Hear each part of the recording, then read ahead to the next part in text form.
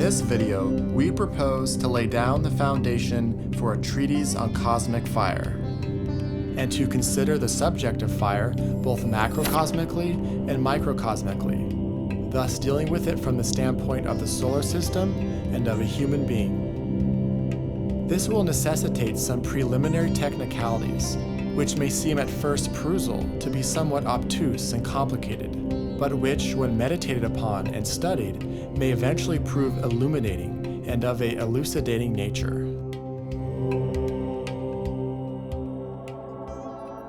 When the mind has familiarized itself with some of the details explained here, it might come to be regarded as providing a logical hypothesis concerning the nature and origin of energy, and the relationship between the microcosm and macrocosm. The concept of fire can therefore be analogous to the animating principle of the universe, or the stuff behind ordinary matter. It is the subjective life or purpose behind every form, and from its internal combustion and luminosity creates the perpetual motion of the cosmos.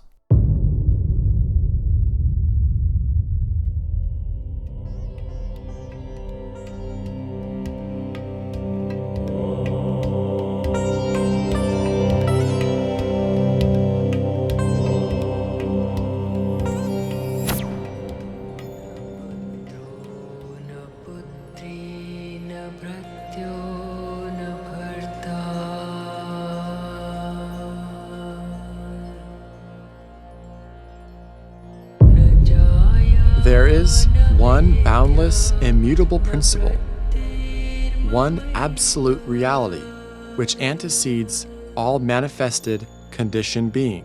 It is beyond the range and reach of any human thought or expression. The manifested universe is contained within this absolute reality and is a conditioned symbol of it. In the totality of this manifested universe, three aspects are to be conceived. The first cosmic logos, impersonal and unmanifested, the precursor of the manifested. The second cosmic logos, spirit, matter, life, the spirit of the universe. The third cosmic logos, cosmic ideation, the universal world soul.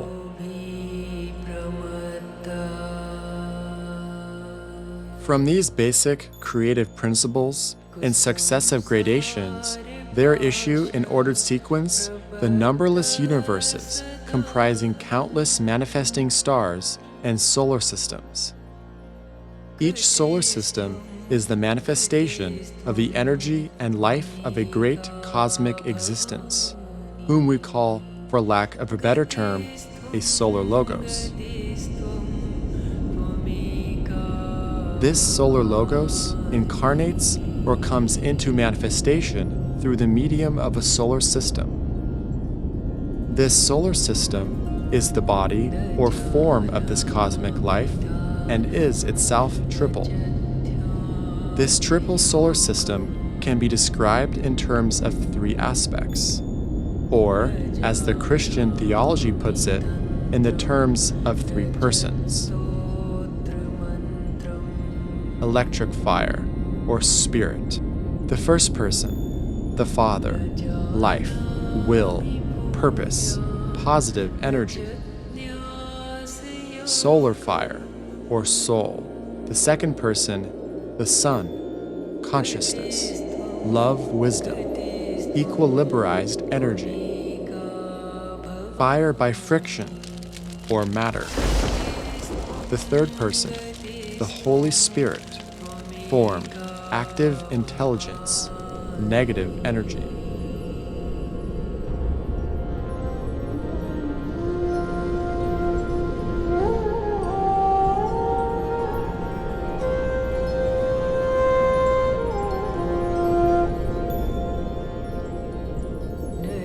I am that. I am is more than just being. It is becoming the presence that I am that.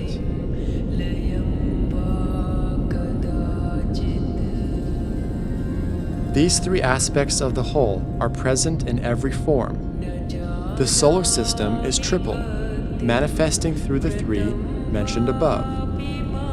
A human being is equally triple, manifesting as spirit, soul, and body, or monad, ego, and personality.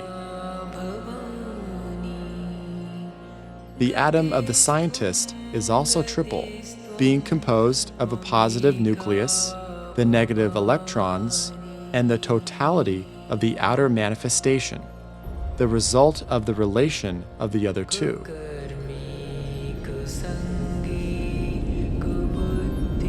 The three aspects of every form are interrelated and susceptible of intercourse because energy is in motion and circulates.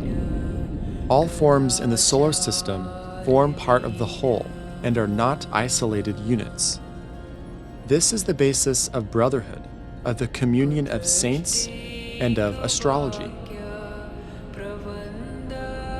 These three aspects of God, the solar logos, and the central energy or force, demonstrate through 7 centers of force, 3 major centers and 4 minor. These 7 centers of logoic force are themselves so constituted that they form corporate entities. They are known as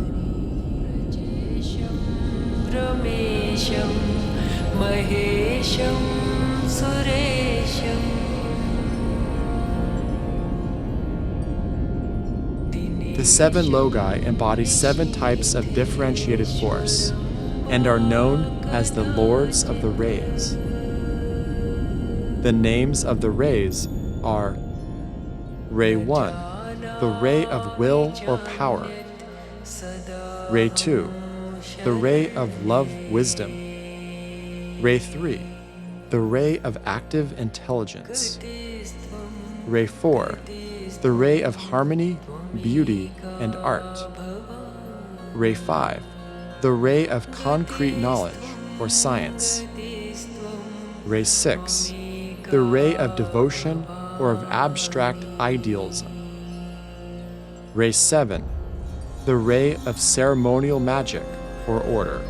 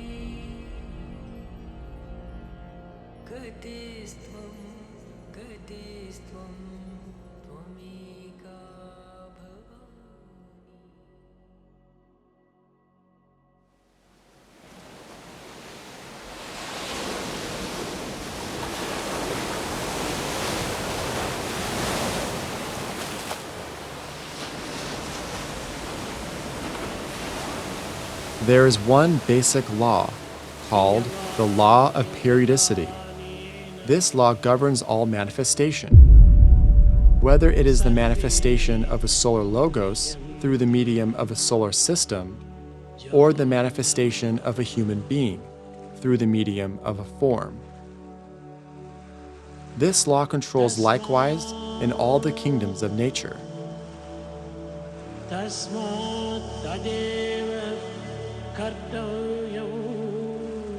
There are certain other laws in the system which are linked with this one.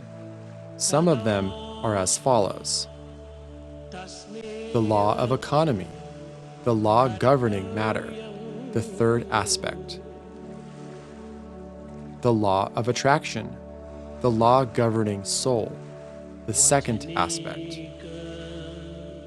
The law of synthesis, the law governing spirit, or the first aspect. Each of these laws manifests primarily on one or other of the 7 planes of the solar system. Each law sweeps periodically into power, and each plane has its period of manifestation and its period of obscuration. Every manifested life has its three great cycles: birth, life, and death; appearance, growth, and disappearance; or inert motion, activity, and rhythmic motion. Knowledge of the cycles involves knowledge of number, sound, and color. Full knowledge of the mystery of the cycles is the possession only of the perfect adept.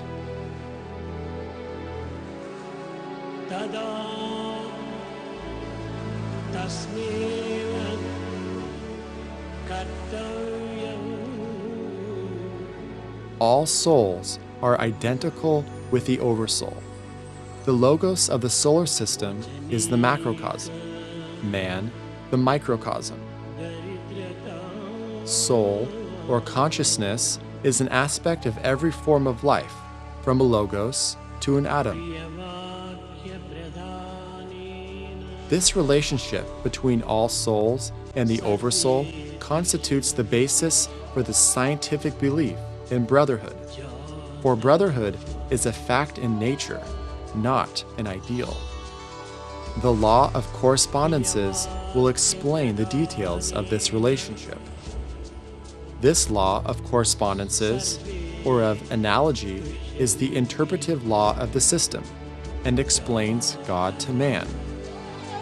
Just as God is the macrocosm for all the kingdoms in nature, so man is the macrocosm for all the subhuman kingdoms. God sleeps in the minerals, dreams in the flowers, awakens in the animals, and in man knows he is awake.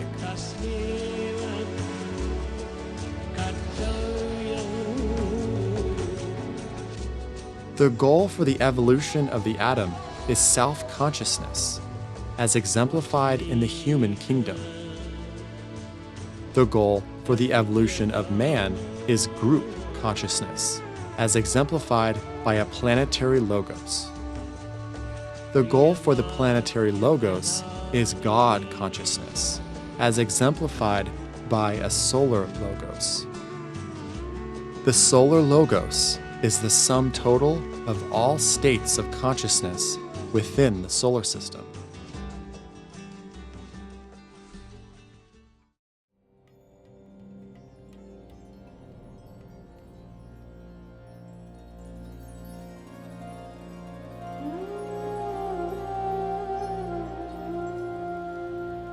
In its essential nature, fire is threefold, but when in manifestation, it can be seen as a fivefold demonstration and be defined as follows. Fire by friction, or internal vitalizing fire. These fires animate and vitalize the objective solar system. They are the sum total of the Lagoic Kundalini when in full systemic activity. Solar fire, or cosmic mental fire. This is that portion of the cosmic mental plane, which goes to the animation of the mental body of the Logos. This fire may be regarded as the sum total of all sparks of mind, the fires of the mental bodies and the animating principle of the evolving units of the human race in the three lower worlds. Electric fire, or the Lagoic flame divine. This fire is the distinguishing mark of our Logos, and it is that which differentiates him from all other logi. It is his dominant characteristic, and the sign of his place in cosmic evolution.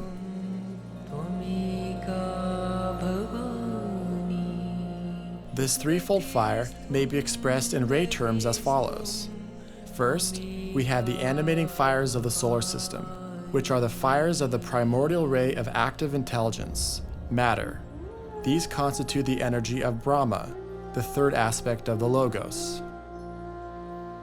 Next are to be found the fires of the divine ray of love wisdom, the ray of intelligent love, which constitutes the energy of the Vishnu aspect, or the second aspect of the Logos. Finally are to be found the fires of the cosmic mental plane, which are the fires of the cosmic ray of will or power. They might be regarded as the ray of intelligent will and are the manifestation of the first aspect of the Logos, the Mahadeva aspect.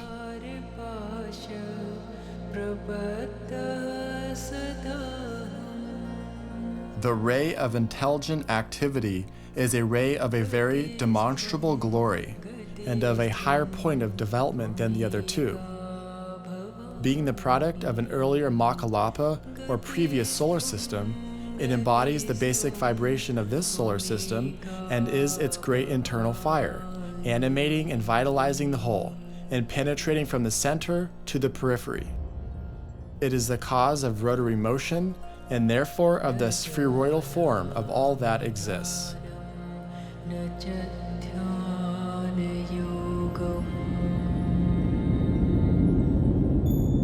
The ray of intelligent love. This is a ray which embodies the highest vibration of which our solar logos or deity is capable in this present solar system. It is not yet vibrating adequately, nor has it attained the peak of its activity.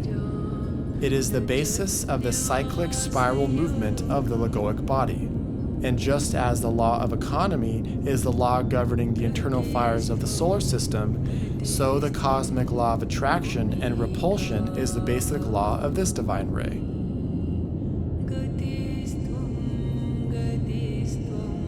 The ray of intelligent will. Little as yet can be said about this ray. It is the ray of cosmic mind, and in its evolution parallels that of cosmic love. But as yet its vibration is slower and its development is more retarded. This is definitely and deliberately so, and is due to the underlying purpose and choice of the solar logos, who seeks on his high level to achieve a more rounded out development, and he therefore concentrates on the development of cosmic love in this cycle.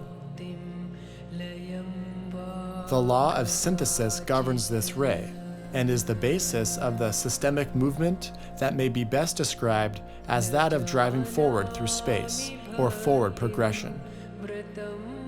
Little can be predicted innate this ray and its expression. It controls the movement of the entire ring-pass knot in connection with its cosmic center.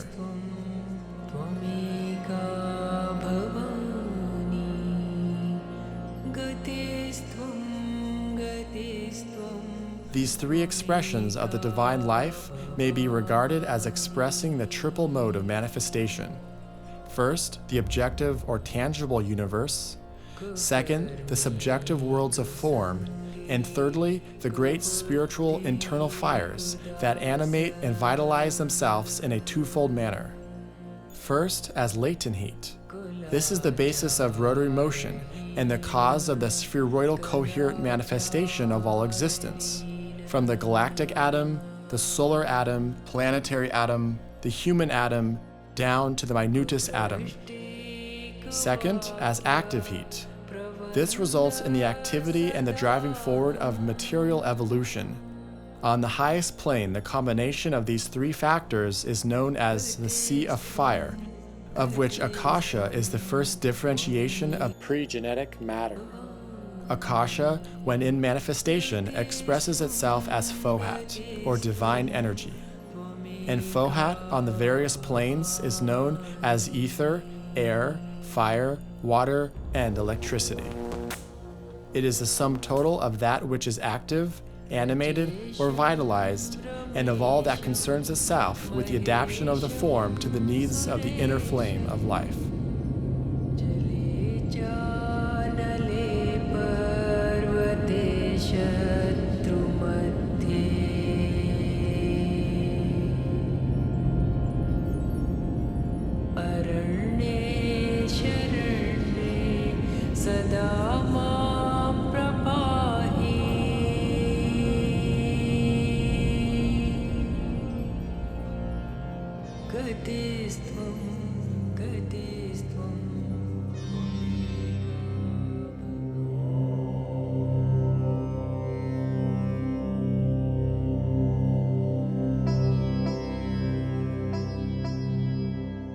Let us briefly consider, therefore, the correspondence between the greater whole and the unit man, and then consider the sections in which it will be wise to study.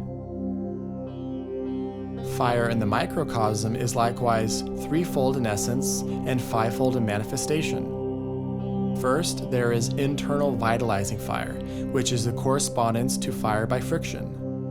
This is the sum total of the individual kundalini. It animates the corporeal frame and demonstrates also in the twofold manner. First, as latent heat, which is the basis of life, of the spherical cell or atom, and of its rotary adjustment to all other cells. Second, as active heat or prana.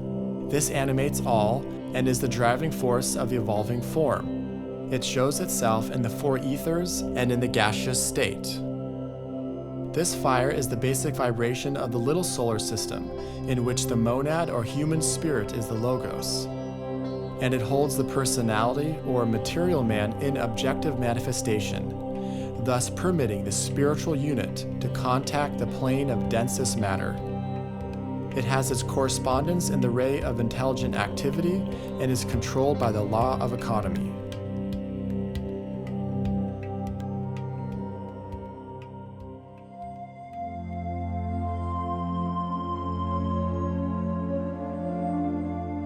Second, the fire or spark of mind, which is the correspondence in man to solar fire. This constitutes the thinking, self-conscious unit, or soul. This fire of mind is governed by the law of attraction and is its greater correspondence. It is this spark of mind in man emanating as spiral cyclic activity, which leads to the expansion and to his eventual return to the center of his system, the monad, the origin and goal for the reincarnating human being.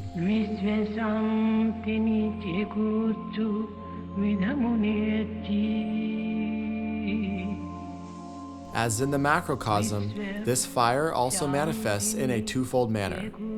It shows as the intelligent will, which links the monad or spirit with the lowest point of contact, the personality, functioning through the physical brain.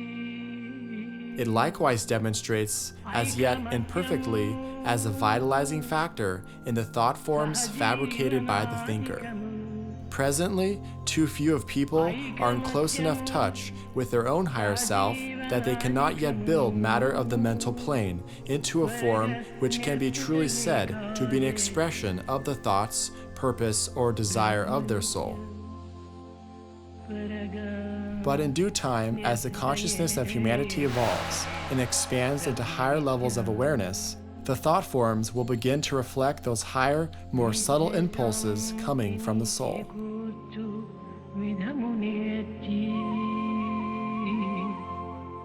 Third, finally, there is the monadic divine flame. This embodies the highest vibration of which the monad is capable. It is governed by the law of synthesis and is the cause of forward movement of the evolving human being.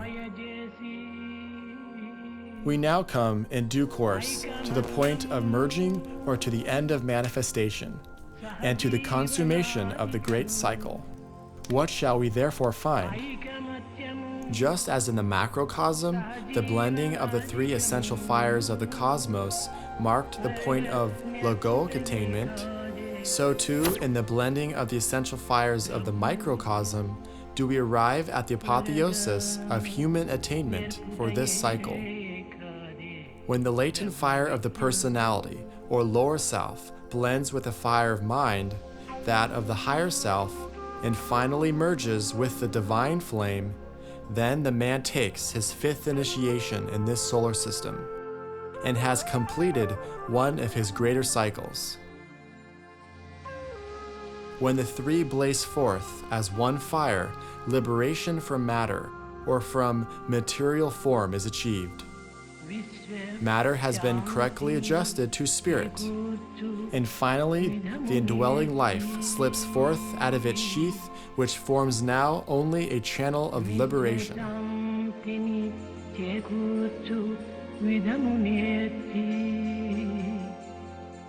Fire is the most unaltered reflection in heaven as on earth of the one flame. It is life and death, the origin and end of every material thing.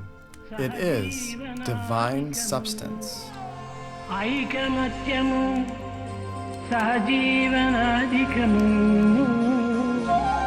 వరగ నేర్పుటయే కాదే